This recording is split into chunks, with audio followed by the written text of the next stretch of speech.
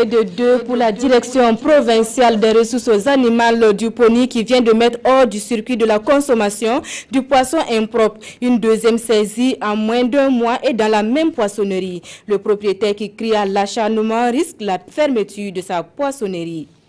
Une autre pratique qui a la peau dure à Sia, c'est la culture de spéculation interdite en ville. Des parcelles vides et autres espaces inoccupés sont transformés en champs de maïs par exemple. Quel désagrément lié à cette pratique et quelle réaction des autorités municipales? Élément de réponse dans ce journal. Merci de nous suivre. Pour la deuxième fois en moins d'1 mois, la direction provinciale en charge des ressources halieutiques du Pony vient de mettre hors du circuit de la consommation du poisson avarié. Une deuxième saisie dans la même poissonnerie. Le propriétaire qui dénonce un acharnement risque la fermeture de sa poissonnerie. Bena Ben Kombelem et Christophe Da. Du poisson frais saisi par la direction provinciale des ressources animales et halieutiques du Pony dans une poissonnerie de la place Agawa. Le poisson en état de putréfaction est déclaré impropre à la consommation humaine. Selon la direction, le poisson est d'abord conservé dans un conteneur qui tient lieu de dépôt avant d'être acheminé à la poissonnerie pour vente, mais le dépôt est jugé inapproprié. Ce n'est pas une chambre froide, ce n'est pas un réfrigérateur. Et donc on a été là-bas ce matin aux environs de 11 h avec la police municipale. Effectivement, nous avons constaté que le contenu était pratiquement impropre. Et quand on a procédé à la saisie du contenu, une partie de ces poissons ont été évacués donc, au niveau de la poissonnerie, probablement vendus ou qui devaient être vendus à la population. Vendus à la population ou pas, c'est la deuxième fois en moins d'1 mois que du poisson faisandé est découvert dans cette poissonnerie de vente en gros et détail. Le propriétaire ne reconnaît pas les faits, il dénonce plutôt un acharnement. Bon, je peux dire que le poisson, là, ce n'est pas en tant que poisson pourri, c'est poisson peut-être décongelé. Poisson aussi, si ce n'est pas décongelé, on ne peut pas manger. Mais dans 2 jours, là, nous-mêmes, on ne comprend pas il y a quoi au juge. Tous les jours, on a sûrement des contrôles des services vétérinaires. Cette saisie de près de 40 cartons fait suite à celle opérée le 17 août dernier. Le chef de service vétérinaire de Gawa recommande pour cette récidive une fermeture de la poissonnerie à titre conservatoire. Puisque nous sommes à Gawa, nous y restons pour ce constat et nous nous rendons sur les chantiers du 11 décembre. Là, la présence féminine ne passe pas inaperçue. Qu'elle soit manœuvre ou ingénieur, elles disent non à la division sexiste du travail. Le constat est fait pour nous par Alassane Bani, Guineba Traoré avec la complicité de Abaka Traoré. Fanion en main, elle réglemente la circulation sur ces chantiers de construction des routes dans le cadre des festivités du 11 décembre Gawa 2017. Depuis 2 ans, Guineba Sessouma exerce dans la sécurité routière avec cette entreprise. Elle dit se sentir bien dans ce métier. J'aime ce travail. Quand des passants arrivent à mon niveau, je leur explique gentiment de s'arrêter parce que les machines peuvent les blesser gravement. On ne m'a jamais manqué de respect. Comme cette battante, elles sont nombreuses les filles qui ont fait fi des préjugés sociaux pour effectuer certains travaux dits d'hommes sur les chantiers du 11 décembre Gawa 2017. Et comme il n'y a pas travaillé, on est venu demander, on nous a pris. Sinon, ils ont dit que bon, les filles là ne devraient pas travailler, mais c'est nous qui avons demandé pour qu'ils puissent pouvoir nous prendre. Là où ils ramassent ça là, pour amener là, quand ils viennent verser ça, donc il y a des petites racines dedans, on en ramasse. S'il y a des petits cailloux aussi, on enlève les cailloux. Difficile de ne pas remarquer cette jeune fille sur le chantier de construction de la salle polyvalente de Gawa. Stagiaire en génie civil, bâtiment et construction, Yeri Edith Kambou veut aussi apporter sa pierre dans les préparatifs de la commémoration du 57e anniversaire de l'indépendance du Burkina. Faire mieux que les hommes sur ces chantiers est un défi pour elle. Et elle semble être sur le bon chemin puisque son travail est bien apprécié par ses encadreurs. Je suis satisfait de sa prestation puisqu'elle écoute bien, elle écoute ce qu'on l'a dit de faire, elle fait ce qu'on la demande. Bon, elle collabore bien avec ses aînés et puis avec ses collègues. Toutes ces filles disent ne pas regretter leur choix. En plus, certaines affirment gagner de quoi subvenir à leurs besoins. Travailler à la maison, là, c'est pas bon. L'argent, là, c'est pas beaucoup. Et puis les patrons là aussi vont te frapper. C'est à cause de ça qu'on a laissé. Comme des élèves et nos parents aussi, ils n'ont pas trop pour nous financer. Donc j'aimerais chercher un travail pour travailler pendant la rentrée. On va s'aider avec nos parents. Elles invitent donc la gente féminine à participer aux travaux du 11 décembre pour mener à bien la réalisation des infrastructures. Et cela pour le développement de la ville de Gawa en particulier et de la région du sud-ouest en général. Quittons Gawa pour Bobo Dioulasso et pour un autre constat, la culture de spéculations interdites en ville. Une pratique qui a la peau dure à Sia. Plusieurs espaces inoccupés et autres parcelles vides sont transformés en champs de maïs avec leur corollaire d'insécurité. Le dossier porte la griffe de Maneka Yen, Issouf Zerbo et Karim Sissé. Du maïs au stade de maturation, d'autres prêts à être récoltés. Nous sommes en pleine ville de Bobo Dioulasso, dans le quartier Belleville. La famille de ce jeune homme est propriétaire d'une portion d'exploitation.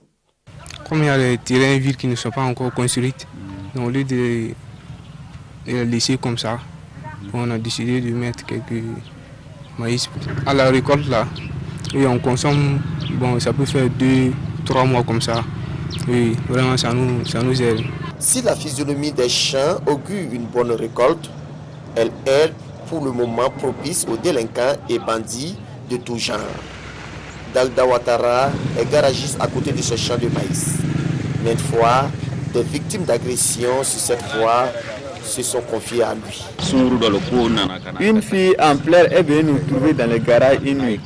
Elle se plaignait comme quoi quelqu'un avait arraché son sac et tout son argent. Mais tel qu'elle s'est présentée, je crois qu'elle a subi pire que le seul vol. Souvent, très tôt le matin, les vendeuses de pain sont agressées dans ces parages. Des champs de maïs bordent cette voie sur une distance de plus de 200 mètres. À une certaine heure de la nuit, les riverains et les habitants du quartier ont peur d'emprunter la voie. D'autres ne s'aventurent même pas du tout. J'en ai entendu, bon, il y a des filles qui ont été agressées, vraiment bon. Si on pouvait faire quelque chose pour empêcher les gens de cultiver, surtout au bord de la voie, ça serait mieux. Au début de la fête, la veille même, on a eu une sortie, c'est moi qui dis je vais rentrer dans ce secteur-là, et j'ai parti franchement, avec la peur là, j'ai voulu rester. J'ai resté même chez mon ami. J'ai resté chez mon ami. À 5 heures, comme tous les jours un peu, je suis rentré. Je pense que la loi interdit la culture d'une certaine hauteur. On ne comprend pas pourquoi la population s'entête toujours. Je pense que c'est à l'autorité municipale aussi de faire son travail pour que vraiment on ne puisse pas voir ce genre de choses dans notre arrondissement. Le maïs, le mil et assimilé appelés cultures hautes sont interdites en zone urbaine. Les autorités municipales sont donc interpellées à faire respecter la loi. Pour le 4e adjoint au maire de la commune de Bobo Dioulasso, il faut d'abord sensibiliser la population. Il faut sensibiliser, il faut parler, il faut communiquer avant d'agir. Donc nous sommes au stade de la communication. Donc c'est pour cela que le maire, en tout cas, est prêt à laisser effectivement tous ceux qui ont déjà semé, tous ceux qui ont déjà leur exploitation, en tout cas, ils vont aller jusqu'à la fin. Mais après tout cela, après les récoltes, vous verrez bien que la police va beaucoup agir. Un peu partout en ville, les parcelles vides et espaces inoccupés servent de champs de maïs. À côté de cette spéculation, il y a l'arachide, le haricot et autres légumes. Ces cultures sont autorisées, sauf dans les zones industrielles à forte pollution.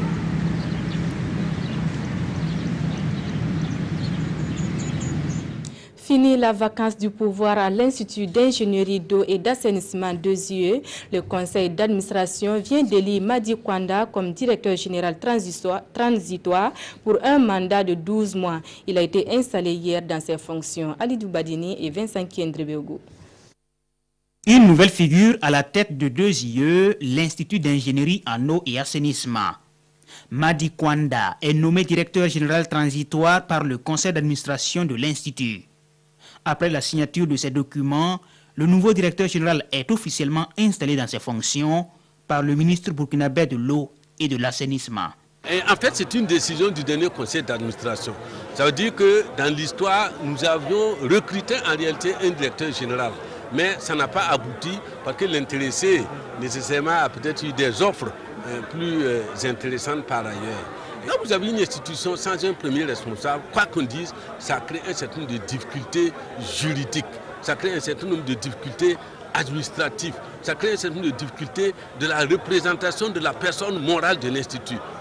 En entrant en fonction, Madi Kwanda dit être conscient de la charge qui lui est confiée et compte travailler à relever le défi. Ma première mission, c'est de faire en sorte que tout le monde regarde dans la même direction, afin que la rentrée qui est déjà largement entamée soit rattrapée très rapidement. Donc l'appel que je lance, c'est aux parents d'élèves, aux étudiants, à tous les États, de partout, puisqu'il y a 16 pays qui sont représentés, de continuer à envoyer leurs élèves. Que la direction générale est en place, les procédures sont en place, la confiance est revenue et que les étudiants reviennent. Parce que les fondamentaux sont là, à savoir, d'un point de vue pédagogique, scientifique, comme on aime le dire, il n'y a pas d'eux en Afrique. J'ai eu la chance de le constater. 2IE est une plateforme internationale de formation et de recherche de haut niveau. Son nouveau directeur général transitoire est élu pour un mandat d'1 an. Du sport pour finir et nous rendons à Fada où le tournoi Maracana dénommé Fada Vac Diawaba a connu son épilogue fin août. La finale qui a mis aux prises l'équipe des enfants de José Mourinho à celle des experts a vu la victoire de cette dernière par 2-0. Le résumé du match avec Aimé Douamba et Mahamadi Ouedraougou. La finale de ce tournoi Maracana dénommé Fada Vac Diawaba oppose l'équipe des enfants de José Mourinho en jaune à celle des experts en vert. Devant un parterre de fans de football, les deux équipes ont fait montre de leur talent. À la 7e minute, Aziz Yamuego profite d'une mauvaise relance de la défense des jaunes et ouvre le score pour les experts. La première mi-temps interviendra sur ce score d'1-0. À la reprise, les deux formations redoublent d'ardeur avec de nombreuses occasions de but. Solides et en bloc, les Verts qui n'ont jamais encaissé de but dans cette compétition empêchent les jaunes de développer leur jeu. Mieux, ils vont même doubler la mise grâce à leur portier Mamadou Traoré. Avec cette victoire de 2-0, les experts s'adjugent donc ce trophée tant convoité dans le gourmand. Un sentiment de satisfaction parce que l'essentiel pour nous au départ c'était de participer. C'est entre nos camarades de lycée, de Grain et tout cela. Donc nous avons décidé pour la première fois de participer ensemble par rapport à cette 15e édition. Et Dieu merci, bon, avec le talent qu'il y avait les uns et les autres, bon, on a remporté le trophée. C'est vrai qu'on dit que c'est nous on a gagné, mais c'est la jeunesse quand même, c'était leur souhait. C'est la jeunesse qui a gagné et on leur souhaite vraiment beaucoup de courage pour les prochaines éditions à venir. La finale ce soir, c'était souvent tendu, mais au-delà de tout, les jeunes ont compris qu'il fallait toujours se comprendre et avoir un esprit de fair play pour l'épanouissement et de tout le monde. Voilà, et en promoteur, c'est tout ce qu'on recherche à travers parce que notre objectif c'est l'occupation saine et ça permet aussi aux jeunes de fraterniser entre eux.